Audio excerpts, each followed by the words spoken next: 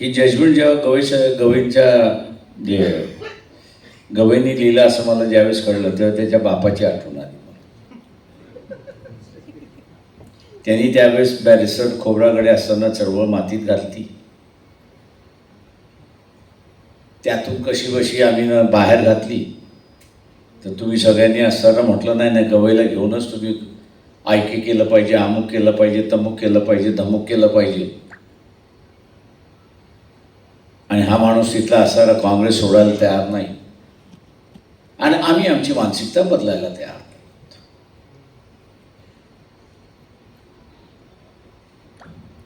बापाने चळवळीचं वाटवलं किंवा पोराने तुमचं वाटवलं. कशासाठी? तर चीफ जस्टिस व्हायचंय.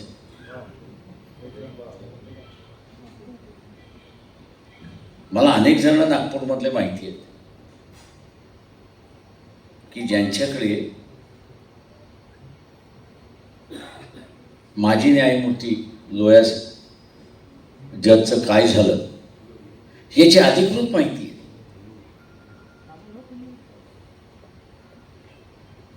ते दोघांनी मला सांगितलं प्रकाश आमच्याकडे अधिकृत माहिती आहे. म्हटलं तू जनतेला सांग, लोकांना सांग, सरकारला सांग, कोर्टात जाऊन सांग.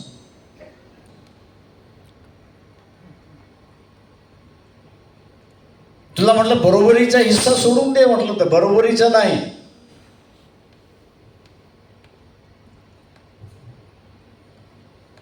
तुला उष्ट्या पत्रावळ्याचा तो मालक करेल पण त्या ताटेचा मालक करणार नाही किंवा ताटेचा हिस्सेदार करणार नाही, हे लक्षात घ्या.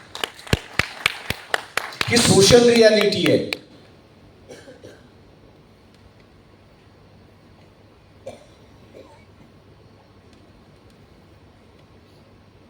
ही सोशल रियालिटी आहे आणि या सोशल रियालिटीला लक्षात घेत बॅरिस्टर खोब्रागडे यांनी कधीच काँग्रेस बरोबर बसले नाहीत. त्यांनी वेळ पडली तर त्यावेळेस जनसंघाबरोबर बसले पण ते कधीच काँग्रेस बरोबर बसले नाहीत. याचं कारण त्यांना माहित होतं की दोन उपाशी असणाऱ्या माणसांचं समझोता होऊ शकतो पण एकाचं पोट भरलेलं आहे आणि एकाचं असणारं पोट खाली आहे, यांचा कधीच समझोता होऊ शकत नाही. आम्ही या सोशल रियालिटी कधीच बघत नाही.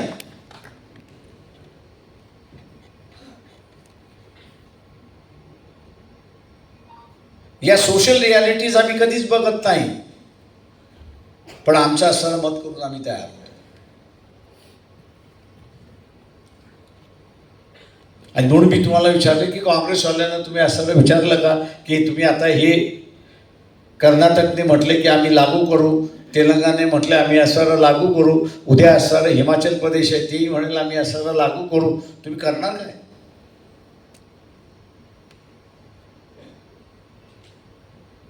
तुमची स्ट्रॅटेजी काय?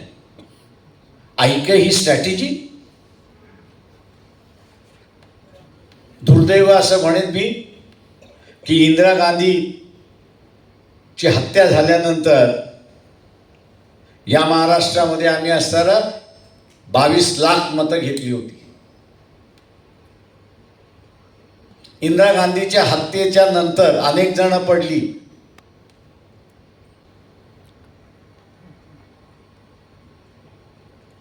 तुला म्हटलं बरोबरीचा हिस्सा सोडून दे, म्हटलं तर बरोबरीचा नाही.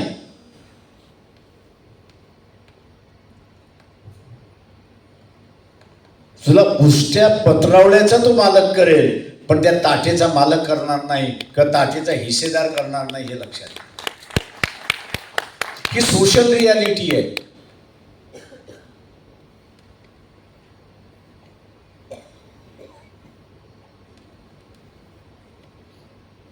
ही सोशल रियालिटी आहे आणि या सोशल रियालिटीला लक्षात घेत बॅरिस्टर खोब्रागडे यांनी कधीच काँग्रेस बरोबर बसले नाहीत. त्यांनी वेळ पडली तर त्यावेळेस जनसंघाबरोबर बसले पण ते कधीच काँग्रेस बरोबर बसले नाहीत. याचं कारण त्यांना माहित होतं की दोन उपाशी असणाऱ्या माणसांचं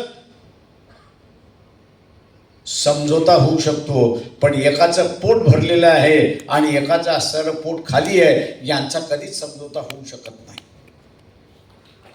आम्ही या सोशल रियालिटी कधीच बघत नाही.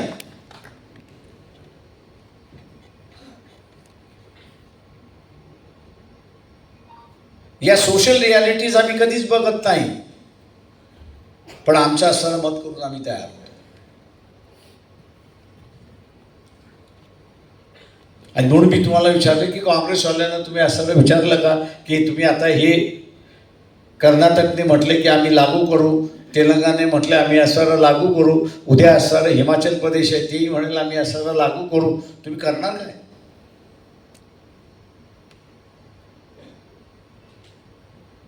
तुमची स्ट्रॅटेजी काय?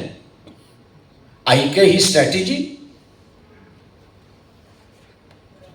दुर्दैव असं म्हणेन मी की इंदिरा गांधीची हत्या झाल्यानंतर या महाराष्ट्रामध्ये आम्ही असताना 22 लाख मतं घेतली होती.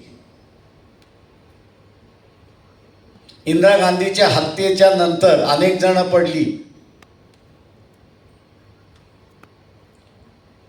आणि तिथे पुन्हा असणारा पालपूत सुरुवात झाला, ऐक्याचं पालपूत सुरुवात झालं आणि उभारी आलेल्या चळवळीला आपण असणारा बरबाद करून टाकला, अशी परिस्थिती.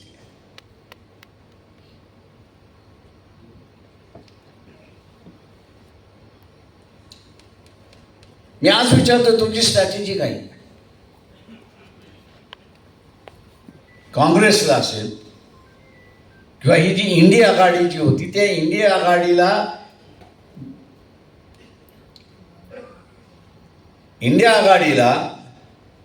हा निर्णय नलिफाय करण्यासाठी किंवा रद्द करण्यासाठी तुमची स्ट्रॅटेजी काय, मागणी काय? ऐक्य करा.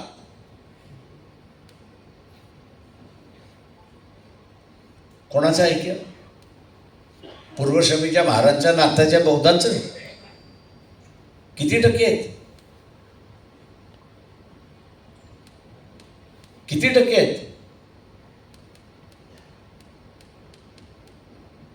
किती टक्केवारी आहे?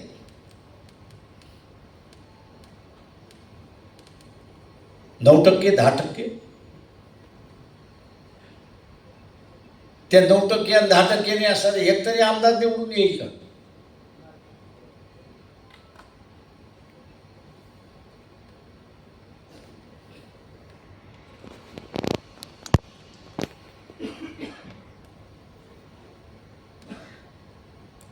एक तरी आमदार निवडून येईल का? नाही. मग ही जी सोशल रियालिटी जी आहे, सोशल वास्तव्य, सामाजिक वास्तव्य आहे, हे आमच्या गळ्यात का उतरत नाही?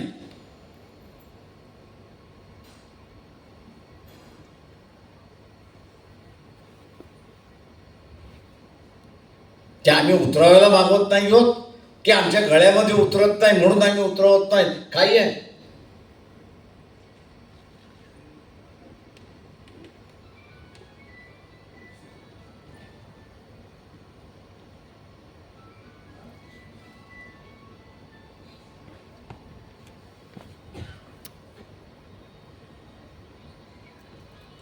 इंडिया आघाडीने असणारं एकदम मध्येच असणारं संविधान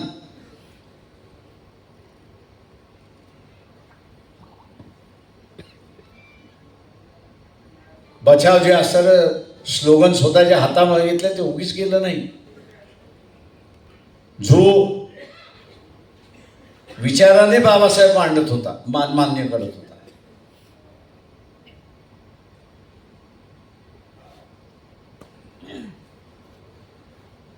विचाराने जो असणारा बाबासाहेबाला ज्यांनी स्वीकारलं होतं,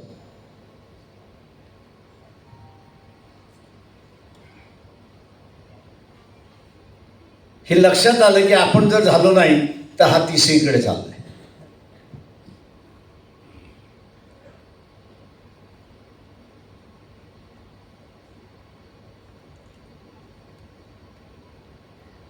इथे जेवढे बाबासाहेब पसरतील आणि जेवढं बाबासाहेबांचं असणारं एक्सेप्टन्स वाढेल तेवढा शेड्यूल कास्ट इथला सुरक्षित राहील, शेड्यूल कास्ट ट्राईब्स सुरक्षित राहील, हे आपण असणारा लक्षात घ्या. मी डॉक्टर झालो, मी इंजिनियर झालो, मी अमुक झालो, मी सुरक्षित नाही झालो.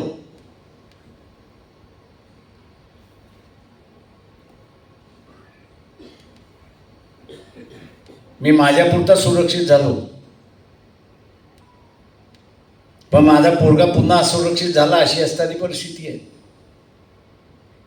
आणि आज तीच प्रकाशराव आता काय होणार?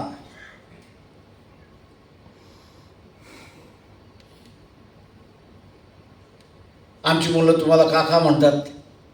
म्हटलं आता मामा करण्याची वेळ आली आहे. हो कर का? म्हणून मी मगाशी म्हटलं तुमची लॉयल्टी कोणाशी आहे, तुमची बांधिलकी कोणाशी आहे, तुमच्या पोरांची तरी आहे का?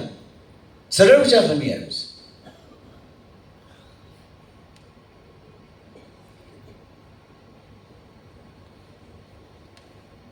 आमची बांधिलकी कोणाशी नाही आहे.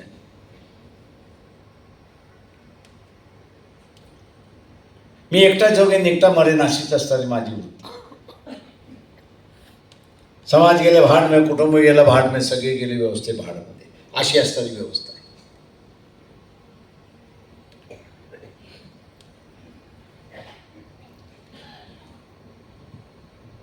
उद्याची ही चर्चा सुरुवात होणार आहे की नाही ते आम्ही असणारं हे सुप्रीम कोर्टाचा निर्णय,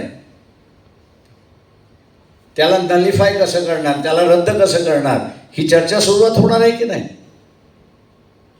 नहीं तो कांग्रेस वाले देखेंगे क्या है, हमने वोट दे दिया है, अब उनकी जिम्मेदारी है. अरे त्यांची जिम्मेदारी असती तर त्यांनी त्यांच्या 2 मुख्यमंत्र्याला फटकारावलं असतं की तुमने कैसा स्टेटमेंट दिया कि हम लागू करेंगे करके.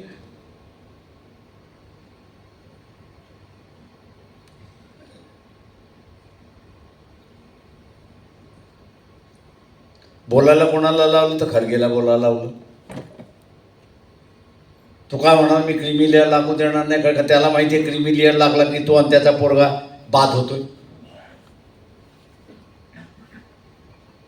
पण ती त्यांच्या पार्टीची भूमिका थोडी आहे. आणि मला अनेक जण म्हणतात आज प्रकाश त्या खरगेनी स्टेटमेंट केला. म्हटलं कोण खरगे? तो त्या पक्षाचा मालक आहे का? की त्या पक्षावरती त्याचं पूर्णपणे वर्चस्व आहे? की कोणाला तरी अध्यक्ष केलं पाहिजे म्हणून असं राजस्थानच्या काँग्रेसच्या सभेमध्ये एक उचलला आणि अध्यक्ष करून मोकळा झाले.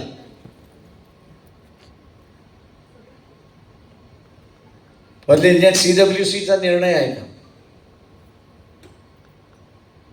की आम्ही असणारं क्रीमी लेअर असणारं मान्य करणार नाही आणि त्याच्यासाठी आम्ही असणारं कारवाई करणार आहोत म्हणून?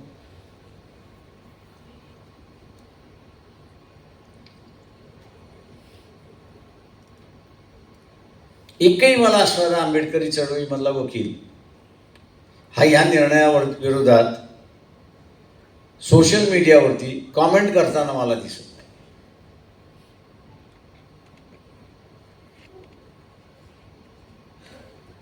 कॉमेंट करताना दिसत नाही. का बाबा? तू संविधान वाचलेलं आहेस,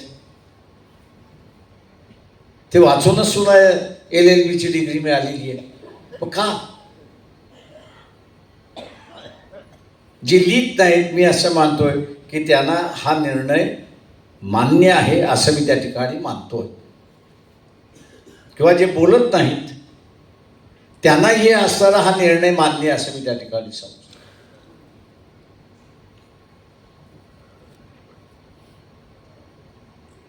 कारण त्याच्याशिवाय मौन कोणी पाळत नाही. हा मूक पाठिंबा असतो असं मी त्या ठिकाणी मानतो.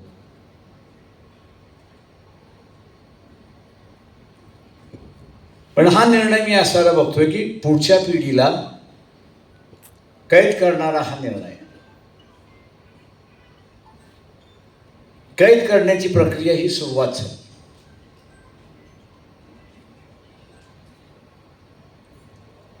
जशी ही व्यवस्था उद्ध्वस्त करायला महात्मा फुलेने सुरुवात केली,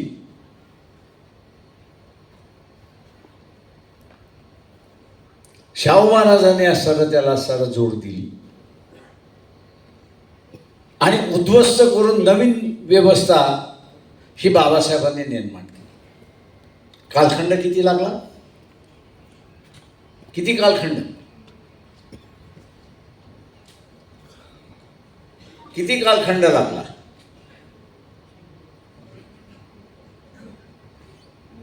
मी आपल्याला विचारतोय किती कालखंड लागला.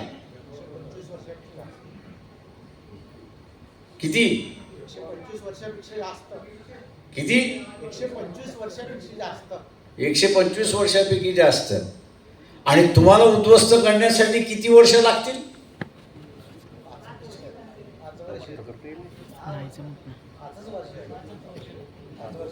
जास्तीत जास्त 10 वर्ष. टाळी वाजवली त्याच्याबद्दल मी तुझा आभारी आहे. कारण त्यांनी मान्य केलं की आपल्याला उद्ध्वस्त व्हायचं आणि उद्ध्वस्त झालं तरी आपण टाळ्या वाजवतच बसू. एवढं निर्बुद्ध आपण झालेलो आहोत.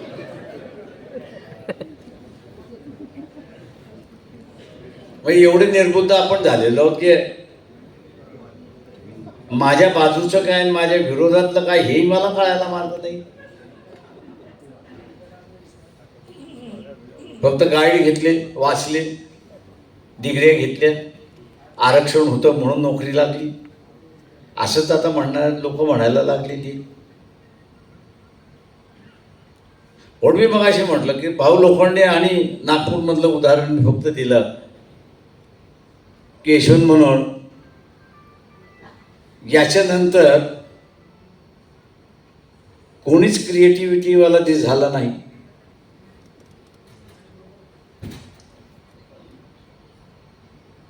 अर्थशास्त्राचे जे प्राध्यापक आहे मी त्यांना असताना म्हणालो होतो की एकदा मला जरा समजावून सांगा की बाबासाहेबांनी कुठलंच राज्याचा पुरस्कार केला नाही पण वेगळ्या विदर्भाचा पुरस्कार केला, त्याच्या पाठीमागचं इंगित काय आहे ते मला सांगा. त्याच्या पाठीमागचं इंगित काय.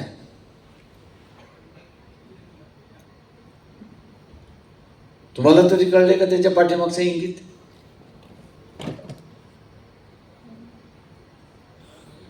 तुम्हाला कळलं का त्याच्या पाठीमागचं असणारं इंगित की वेगळ्या विदर्भाचा पुरस्कार का केला.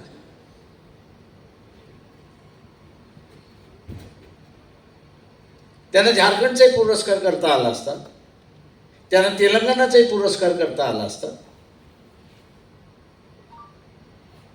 त्यांना असताना राजस्थानमधला असताना भिलवाडची जी जुनी मागणी आहे त्या जुन्या मागणीचा त्यांना असणारा पुरस्कार करता आला असता. पण त्यांनी तो नाही केला. तो विदर्भ काय केला.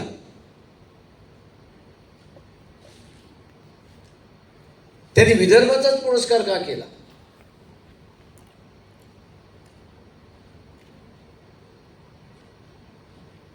आपण स्वतःला आंबेडकरवादी मानतो. उद्या आपल्याला कोणीतरी विचारलं की बाबासाहेबांनी असताना वेगळ्या विदर्भाचा पुरस्कार का केला, त्याचं उत्तर काय.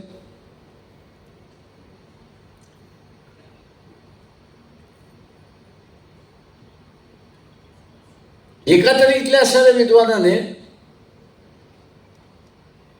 ह्या मागणीवरती असताना संशोधन तरी केलंय का. लय PhD झालेले आहेत.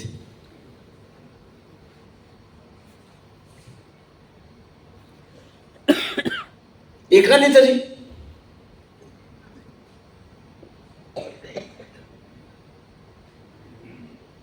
आपण एवढंच फक्त म्हणू की बाबासाहेबांना फार दूरदृष्टी, आज पण ती दूरदृष्टी होती हे बरोबर आहे, पण त्याच्या पाठीमागचं लॉजिक काय होतं. आणि ते तुमच्या कधी लक्षात आलं नाही.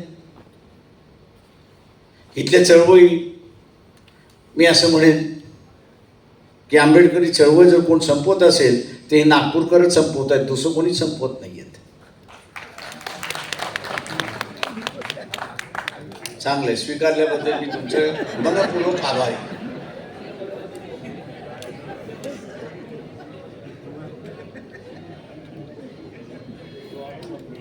मी मनपूर्वक आभार मानतो की तुम्ही असं स्वीकारलं की नागपूरकर ही चळवळ बिघडवते.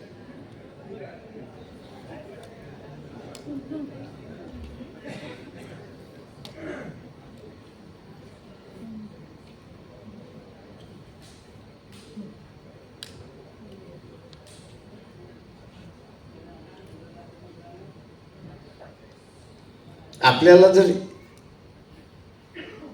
याची जाणीव जर नसेल तर आपण बाबासाहेब नाही स्वीकारलेला आहे.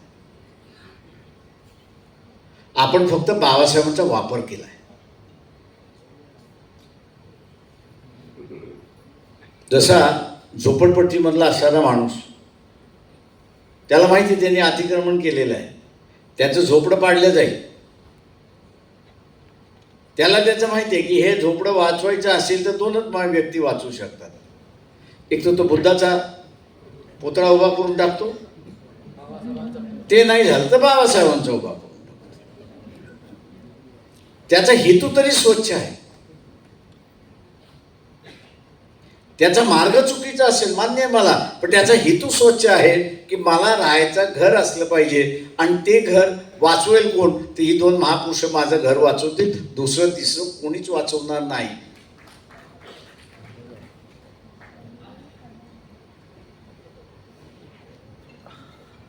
पण तुम्ही का बाबासाहेब स्वीकारला मला सांगा? जात म्हणून स्वीकारला एवढंच ना, की त्याच्या पलीकडे म्हणून स्वीकार. तुमच्या अगोदरच्या पिढीने स्वीकारला त्याचं असताना मी पूर्णपणे त्याचं जस्टिफाय करतो, पण तुम्ही का स्वीकारला? त्याला माणुसकी प्रस्थापित करायची होती आणि त्याला माहित होतं की माणुसकी प्रस्थापित कोण करू शकेल, तर बाबासाहेब करू शकतील, आणि म्हणून तो बाबासाहेबांबरोबर जोडला. तुम्ही कशासाठी जोडला? जात म्हणून नुसतं जोडलं?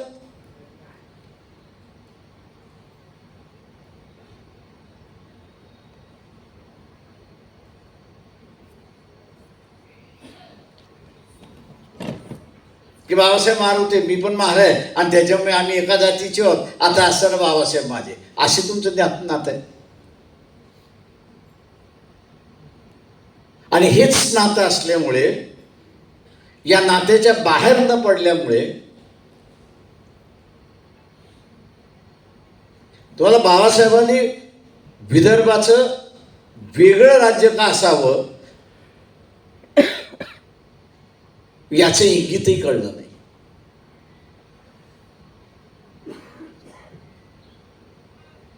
त्याचं इंगितही तुम्हाला कळलेलं नाही. काही संबंधाची गरजच नव्हती, कारणच नव्हतं. का जातीचा संबंध होता, तो थोडी डोक्याचा संबंध होता, विचाराचा संबंध होता.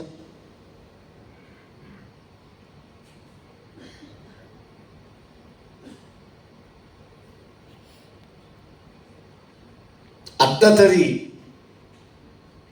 विचाराशी संबंध जुळला तर येणारा काळ हा तुम्ही थांबू शकता. विचाराशी जर जुळला नाही तर येणारा काळ तुम्ही थांबू शकणार नाही, हे लक्षात घ्या. या निर्णयाने दोन तट पडलेत, एक समर्थन करणारा आणि एक विरोध करणारा.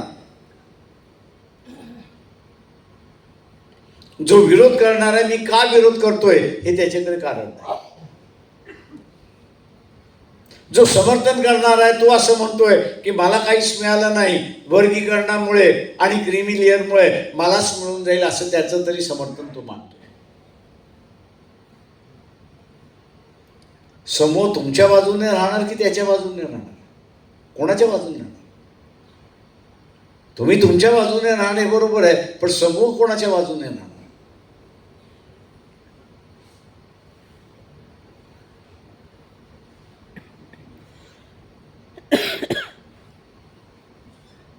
आयसोलेशनच्या रस्त्यावरती तुम्ही चाललेला आहात. सामाजिक राजकीय आयसोलेशनच्या रस्त्यावरती चाललेला आहात.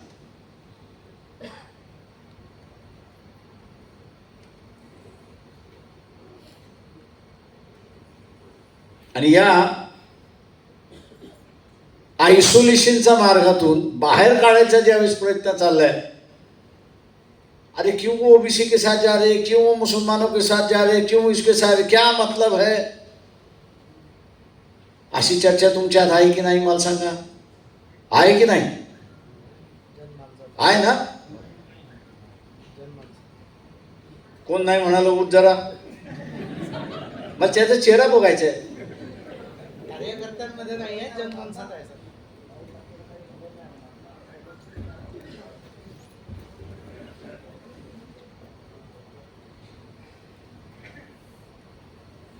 म्हणजे बुद्धू नंबर 1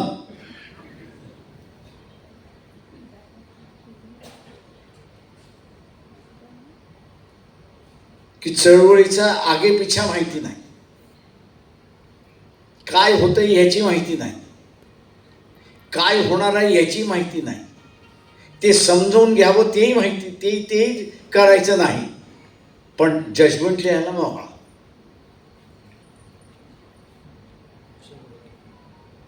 पण जजमेंट लिहायला मोकळा. अरे बाबा, तुझ्या जजमेंट मधलं तथ्य काय हे तर सांग. काय नाही, ते बाबासाहेब बघून घेतील.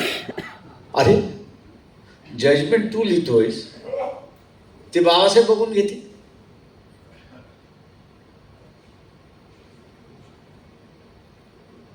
मी हा जो आता हा समजण्याचा आभास आहे की काँग्रेसला तुम्ही वाहून गेलेला हेच कळायला मार्ग नाही. समजण्याचा आभास असेल तर बाबासाहेब जसे म्हटले की झोपलेल्या माणसाला जागा करता येतं. पण तुमचा सगळा काँग्रेसला वाहून घेतलेला असेल तर बाबासाहेब म्हटले झोपण्याचा सोंग केलेला असेल तर त्याला तुम्ही किती उठवण्याचा प्रयत्न करा, तो ते सोंग करतच बसणार आहे. आता तुमचं काय आहे मला माहित नाही.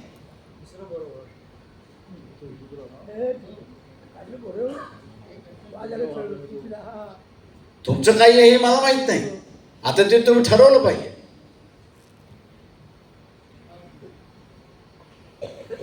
की तुम्ही खरोखरच झोपलेला आहात की तुम्ही झोपायचं सोंग केलेलं आहे, अशी परिस्थिती आहे. उद्या आंदोलनं चालू होतील. या जजमेंटच्या विरोधात जे आहेत त्यांचं उद्या बंद आहे, मान्य आहे मला, पाठिंबा आपण दिला. उद्या जे समर्थन आहेत तेही म्हणतील की आमचा असणारा जजमेंटला पाठिंबा आहे म्हणून समर्थन आहे. आणि तुम्हाला असं विचारायला आले की त्यांनी असं समर्थन केलेलं आहे, तुम्ही काय उत्तर देणार आहात? तुम्ही म्हणणार की आम्ही विरोध केला, आणि तुम्हाला मग विचारलं की तुम्ही विरोध का केलाय, त्याचं उत्तर काय? तुम्ही विरोध का करताय? तुमचा विरोध करण्याचा आधार काय?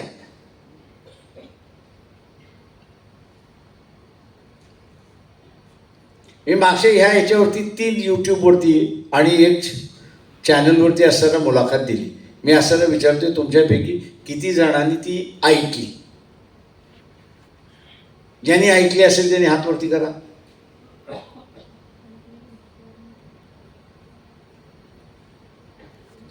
एवढ्या मोठ्या सभेमध्ये उपस्थित असणाऱ्यांनी एकालाही असं वाटलं नाही की हा एवढा महत्त्वाचा, एकतर तुम्हाला हा महत्त्वाचा प्रश्न नसेल असं मी त्या ठिकाणी मानतो. फालतू विषय जान दो, छोड़ दो, क्या मतलब है अपना, आणि म्हणून तुम्ही असं ऐकली नसेल. किंवा अपने से क्या मतलब है, कांग्रेस वालों ने नहीं दी है इसलिए छोड़ दो, अपन नहीं सुनते. हा जो बेफिकीरपणाचा जो ॲटिट्यूड आहे,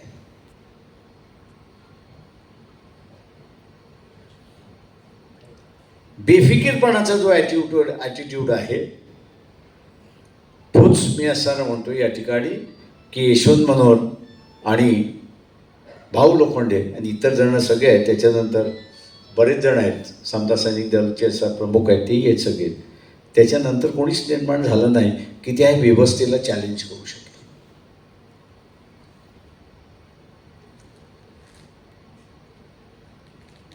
किंवा इथलं पर्याय मांडू शकेल किंवा इथला असं आंबेडकरवाद्यांची भूमिका मांडू शकेल.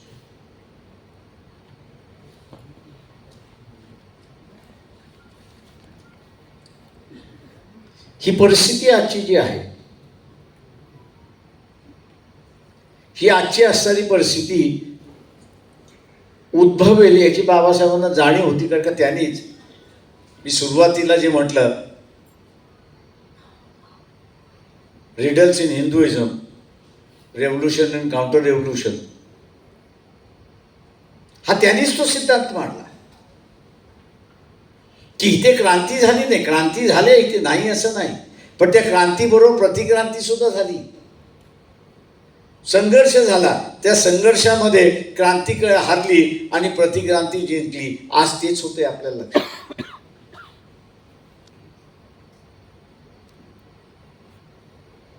याच नागपूरमधून क्रांती सुरुवात झाली आणि तीच क्रांती आता मला हारताना दिसते. मी 2006 साली असताना एक छोटीशी पुस्तिका काढली आणि त्याच्यानंतर लिहिणं मी बंद केलं.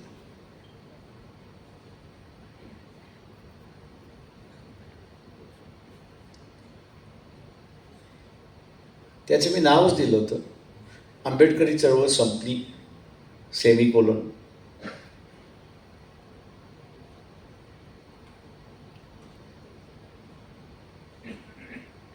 अनेक जणांनी त्यावेळेस फोन केले, प्रकाश असं तुम्ही लिहायला नको पाहिजे.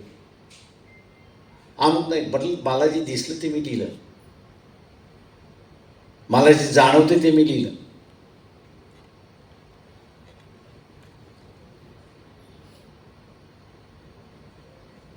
जी चैतन्य होतं ते संपते ते मला दिसते.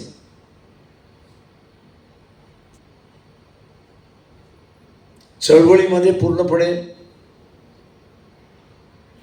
अब हमको मूवमेंट की क्या जरूरत है,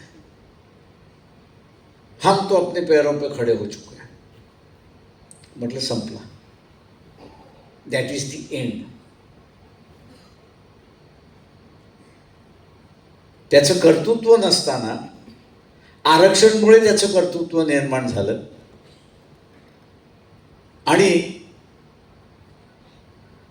त्या कर्तृत्वावरती तो असणारा एवढा मगरूर झाला कि तो हेच म्हणायला लागला, अब मुझे किसी की जरूरत नहीं, मैं तो अब अकेला हूं, अब मैं अपने पैरों पे खड़ा हो चुका हूं. तो जो म्हणाला होता त्याला परवाच मी फोन केला, मतलब याद रखते हो क्या हमें? तो मतलब गाली देने के लिए फ़ोन किया है कि नहीं? मैंने कहा गाली देने के लिए फ़ोन नहीं किया, मैं यही आज पूछना चाहता हूँ कि आप अपने पैरों पे आज भी खड़े हो. बोले सर डगमगा गए, तो आपकी बात सुनता तो अच्छी बात होती. त्याच्यात तेवढं प्रामाणिकपणा तरी होता की मी चुकलो हे त्याचं ॲडमिट करण्याची असणारी वृत्ती होती. एका वेळेस गर्व होता, मान्य आहे मला त्याच्यामध्ये, पण सिस्टम बरोबर त्याचं कन्फ्रंटेशन ज्यावेळेस झालं, व्यवस्थेबरोबर त्याचा संघर्ष झाला आणि त्या संघर्षामध्ये त्याला दिसायला लागलं की आपले पांव तो गिड़गिड़ा रहे हैं, आप तो बच नहीं पाएंगे. तेव्हा त्यांनी ऍडमिट केलं की मैं गलत था.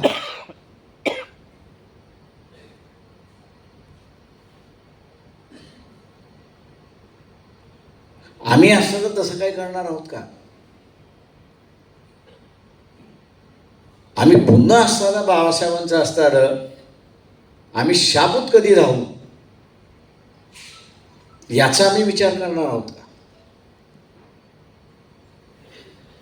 हे जे सगळे नोकरदार वर्ग आहे ना, हा साला सगळा ब्लॅक मार्केटर आहे. त्याला राग येत असेल,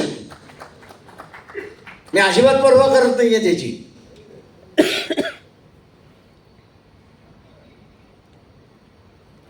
स्वतःच्या फायद्यासाठी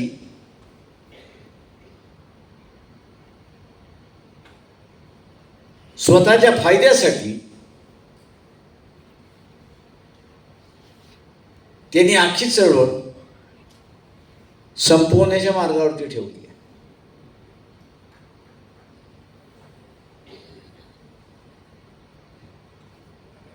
आज पूर्णपणे संपवण्याच्या मार्गावर ठेवली आहे. उद्या कर्नाटक आणि तेलंगणाने हे 2 निर्णय लागू केले. आज नाही करतील, ते वर्षभरानंतर करतील. ते लागू झाले तर उरलेल्या राज्यांमध्ये सुद्धा लागू होतील, हे लक्षात घ्या. आणि होणार काय आहे ते पहिल्यांदा लक्षात घ्या. वर्गीकरणापुरता जर मुद्दा असता